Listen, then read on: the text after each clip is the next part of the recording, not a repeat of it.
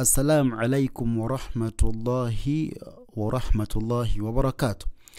الحمد لله وبه نستعين والصلاة والسلام على رسول الله صلى الله عليه وسلم. tuli muyasarna mu Luganda mu lulimi lwaffe oluzaaliranwa. Alhamdulillah. Kakati tugenda kutandikira we twakomye.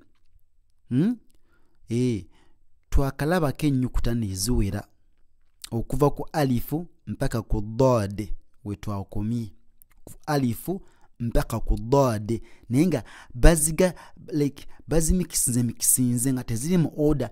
Twasooka ne tuzira nga ziri mu order, twaziraba mu wakaffe yasooka. Bw'oba badde okola ki?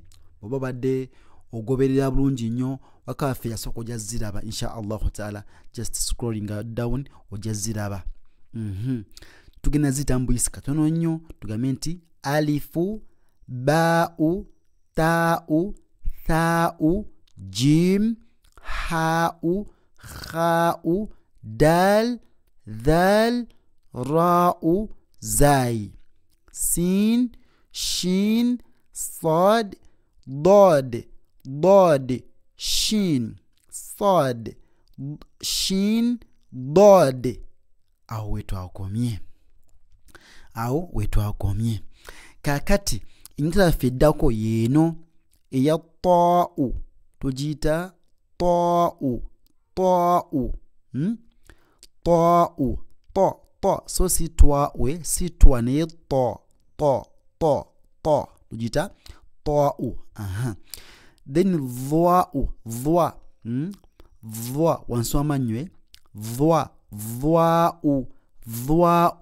giraba erina kaddooti akajawula ku eno girabye. So dhwau taau ate eno ta eno ta. There is a difference between the two. Waliwo enjawulo kati weno neeno. So eno ta eno ta dhwa twagirabye dda wano dhwa ta eno ta dhwa then dad then dhwau ogirabye.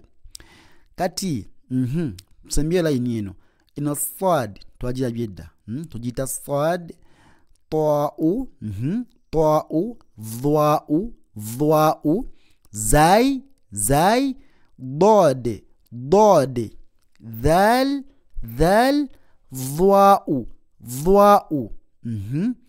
taau tugiyita taau so si twau naye ta.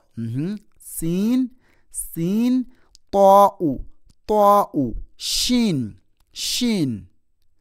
Tukomawo insha Allahu taala. Barakallahu fikum wa jazakumullahu خيرا في الدنيا والآخر. والسلام عليكم ورحمة الله وبركاته.